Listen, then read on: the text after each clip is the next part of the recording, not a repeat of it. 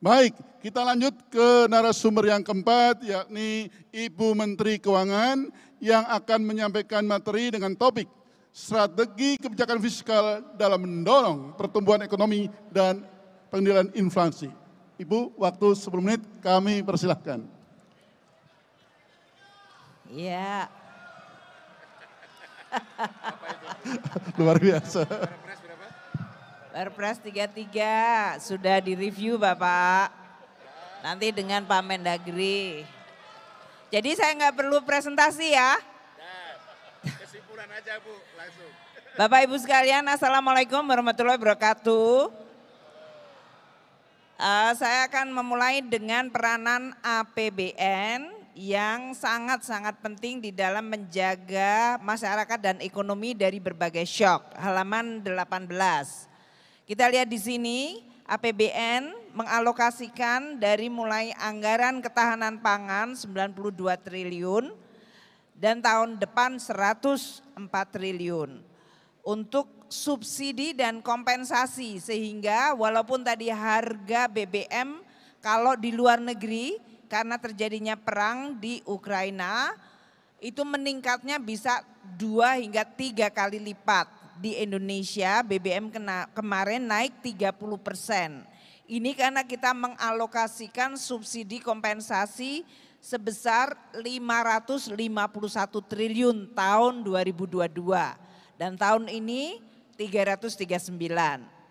Kemudian kita juga menggunakan dana transfer umum DAU yang kita minta kepada daerah untuk juga melindungi masyarakat dan mengendalikan inflasi seperti yang sudah disampaikan oleh Bapak Presiden. Jadi kalau kita lihat bagaimana perlindungan sosial yang kita juga berikan di dalam menjaga daya beli masyarakat yang nilainya mencapai 476 triliun, itu adalah salah satu strategi untuk menjaga daya beli sekaligus menopang pemulihan dan pertumbuhan ekonomi. Nah, kita lihat APBN kita tahun 2022 yang baru saja ditutup, belanja negara naik 10,9%. Ini termasuk transfer ke daerah yang hampir sekitar sepertiganya. Naik 304 triliun dibandingkan tahun sebelumnya. Untuk pendapatan negara, karena berbagai komoditas pemulihan ekonomi makin baik mobilitas, juga terjadi kenaikan lebih dari 30%. Tadi telah disampaikan oleh Bapak Presiden, naik 615 triliun, mencapai 2.626.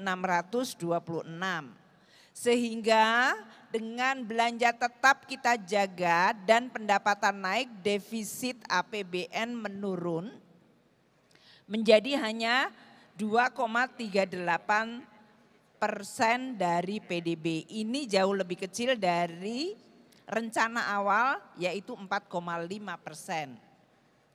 Atau dalam hal ini defisit kita turun 310 triliun. Nah, APBN bekerja bersama dengan APBD menjaga ekonomi dan masyarakat. Kita lihat untuk transfer ke daerah yang digunakan untuk mendorong ekonomi masyarakat. Tahun 2022 yang lalu transfer naik 3,9% atau mencapai 816 triliun. Komponen paling besar halaman 25 adalah dana bagi hasil. Ini karena ada juga bupati yang menanyakan, kenapa harga minyak tinggi saya nggak dapat dana bagi hasil. Kami akan membagi hasilkan sesuai dengan aturan perundang-undangan. Dan data-data pun kita juga peroleh dari kementerian lembaga mengenai berapa yang harus dibagi hasilkan. Jadi dalam hal ini halaman 25 mengenai penyaluran TKDD, DBH kita naik dari 117 ke 168. Tolong mundur dulu, bukan yang ini, mundur dulu slide-nya. Saya nggak tahu ini slide-nya siapa lagi nih. Mohon maaf. Jadi TKDD dalam hal ini kalau kita lihat DBH sebelah kanan atas adalah kenaikan yang cukup besar yaitu 43%. Ini karena harga-harga komoditas yang naik dan yang dibagi hasilkan meningkat sesuai dengan penerimaan negara, maka dana bagi hasilnya juga meningkat. Tentu sesudah ada bagian di mana kita mendapatkan BPKP, data yang valid dan kemudian kita membagi hasilkan. Sementara untuk DAU juga relatif stabil, hanya kemarin saya melihat DAK fisik agak turun dan DAK non fisik turun karena masalah data. Ini terutama perhitungan bantuan operasi sekolah dari tahun 2020 hingga tahun 2021 yang dimana terjadi perbedaan data sehingga penyaluran kemudian kita tunda sampai dengan datanya disettle. Ada yang lebih bayar, yang ditunda itu karena sudah lebih bayar sehingga mereka tetap punya biaya operasi sekolah. Nah, daerah juga perekonomiannya mulai membaik. Kita lihat perpajakan di daerah menguat dengan PAD yang luar biasa. Tadi Bapak Presiden menyampaikan pajak hiburan naik 212%, pajak restoran naik 40%, pajak hotel naik 89%, dan pajak parkir 34%. Ini artinya di daerah kegiatan makin meningkat. Nah, ini nanti implikasinya pada inflasi. Kalau masyarakat mulai mobile, mulai berkonsumsi, namun barangnya tidak ada, maka terjadi kenaikan harga. Ini yang harus kita cegah pada saat masyarakat mulai melakukan kegiatan, maka sisi produksi dan supply tadi yang disebutkan oleh Bank Indonesia, oleh BPS, Pak Menko mengenai logistik distribusi menjadi sangat penting. Tadi Bapak Presiden sudah menyinggung mengenai dana Pemda di daerah yang diperbankan mencapai 123 triliun pada akhir Desember. Kami akan terus bekerja sama dengan daerah untuk terus menjaga agar optimalisasi anggaran yang sudah dialokasikan bisa betul-betul bermanfaat bagi masyarakat. Kita masuk tahun 2023, di mana APBN adalah kombinasi antara optimis namun juga pada saat yang sama waspada. Beberapa hal yang kita harus waspadai telah disampaikan oleh Pak Menko, Gubernur BI, dan juga dari Bapak Presiden tadi. Kita harus menggunakan APBN dan APBD untuk menjaga kinerja ekonomi dan melindungi masyarakat. Untuk transfer tahun 2023 halaman 32, maka dilakukan beberapa perbaikan. Dana bagi hasil akan bisa diintroduce yang sifatnya non tunai, terutama daerah-daerah yang memang memiliki dana bagi hasil yang besar sekali. Sehingga tadi dananya bisa bahkan dibuat yang disebut dana abadi yang disampaikan oleh Bapak Presiden. Juga dana alokasi umum yang sifatnya spesifik disalurkan dengan memperhatikan kinerja. Ini agar benar-benar anggaran yang disalurkan memberikan manfaat langsung pada masyarakat dan ekonomi. Untuk dana otsus, insentif daerah dan dana istimewa, kita akan menggunakan untuk memenuhi satu dana otsus yang earmark untuk berbagai perbaikan indikator pembangunan seperti kemiskinan yang tadi telah disampaikan oleh Bapak Presiden juga. Stunting, kemiskinan, pendidikan, kesehatan itu penting sekali. Dan untuk dana desa maka akan dilakukan alokasi dana sebelum tahun berjalan sehingga kita bisa melakukan berdasarkan formulasi dan dampaknya langsung dilakukan oleh bisa dirasakan masyarakat. Transfer ke daerah sangat penting untuk pengendalian inflasi dan mendorong pertumbuhan. Dana alokasi khusus dalam hal ini untuk infrastruktur mempercepat logistik.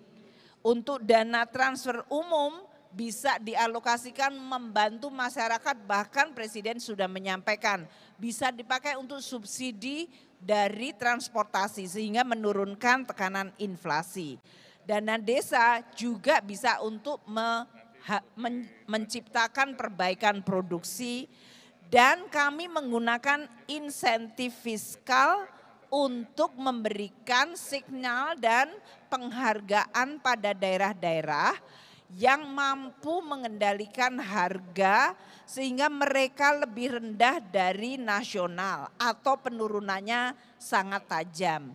Inilah yang kita gunakan dalam bentuk DID, insentif fiskal dengan kinerja pengendalian inflasi, halaman 38.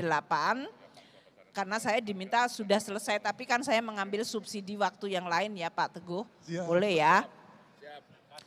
Diberi subsidi dari Pak Menko sama Pak Gubernur BI tadi. Satu, untuk insentif fiskal dalam rangka pengendalian inflasi, ini kita sebutkan di sini APBD dan peranan pemerintah daerah sangat penting. Sebagian dari harga yang diatur pemerintah pusat seperti BBM, listrik memang menimbulkan dampak pada APBN yaitu subsidi dan kompensasi. Namun daerah masih memiliki peran yang luar biasa di dalam menggunakan APBD-nya untuk pengendalian inflasi. Nah, tahun lalu kita memberikan 43 daerah yang diberikan 350 miliar karena mereka mampu mengendalikan inflasi secara baik di tingkat pusat, yaitu dari 45 daerah yang diusulkan. Itu tahun 2021, 43 daerah. Tahun 2022 kami memberikan 36 daerah dari 45 daerah yang diusulkan. Dan untuk tahun 2023 ini ada 45 daerah, kami telah menyeleksi 17 daerah yang langsung mendapatkan alokasi.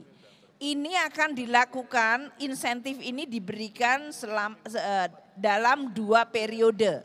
Periode pertama adalah menggunakan data bulan Mei sampai Agustus, kemudian kita memberi insentif. Dan periode kedua adalah bulan Agustus sampai dengan Oktober. Ini supaya pemerintah daerah dan tadi BPS di sini kan banyak data-data yang kita peroleh menjadi data untuk menetapkan prestasi dan kemudian insentif kepada daerah. DID untuk tahun berjalan tentu dipakai untuk menurunkan inflasi. Oleh karena itu yang mendapatkan reward adalah daerah yang penurunan inflasinya paling tajam. Dan untuk tahun berjalan kita juga akan lakukan yang sama. Ibu bapak sekalian, berbagai hal yang bisa digunakan untuk mengendalikan inflasi dan sekaligus mendorong pertumbuhan ekonomi adalah satu, APBD untuk ketahanan pangan. APBN mengalokasikan lebih dari 14 triliun untuk ketahanan pangan yang dibelanjakan langsung di daerah. Ini perlu untuk dikombinasikan dengan pemerintah daerah sendiri belanja APBD-nya, mohon maaf, pusat punya lebih dari 100 triliun, 104 triliun. APBD bisa mengalokasikan untuk ketahanan pangan, memperkuat apa yang sudah dilakukan oleh pusat. Sebesar 14,2 triliun untuk tahun 2022.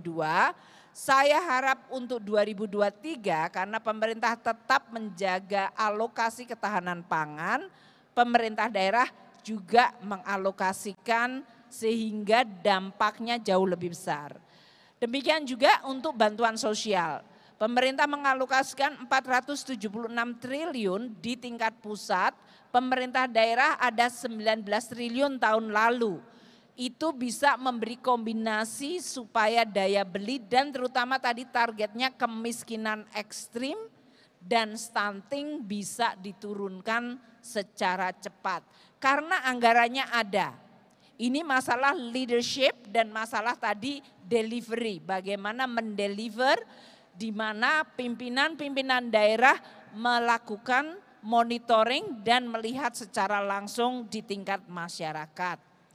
Pesan terakhir tentu untuk tahun 2023 ini seluruh Pemda dan juga kementerian lembaga kita tentu tetap waspada.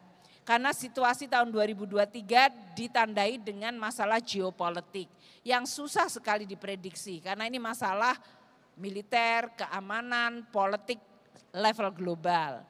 Namun kita tetap bisa menggunakan APBN dan APBD sebagai alat untuk terus melindungi Indonesia, masyarakatnya, perekonomiannya. Spending better, belanja dan gunakan anggaran lebih baik. Itu akan memberikan dampak yang luar biasa karena lebih dari 3.060 triliun akan dibelanjakan tahun 2023 ini.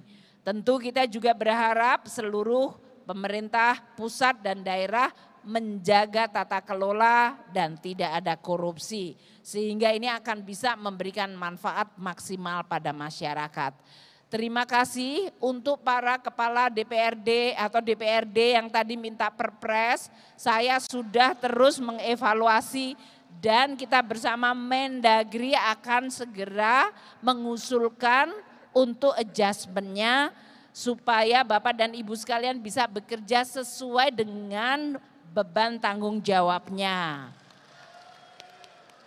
Ya nggak usah tepuk tangan karena itu kan memang sesuai tapi memang variasi antar daerah begitu beragam. Jadi kami juga akan tetap menjaga tata kelola dan kepantasan. Terima kasih atas kerja keras yang luar biasa dari pemerintah daerah dan DPRD semuanya yang telah menjaga dan tadi dari kepolisian, kejaksaan, dari TNI yang luar biasa selama pandemi menjaga Indonesia, menjaga masyarakat dan menjaga ekonomi kita. Itu adalah kerja luar biasa. Kepolisian, TNI, kejaksaan dan seluruh Forkompinda yang luar biasa. Saya secara pribadi dan atas nama Kementerian Keuangan menyampaikan terima kasih. Wassalamualaikum warahmatullahi wabarakatuh. Waalaikumsalam.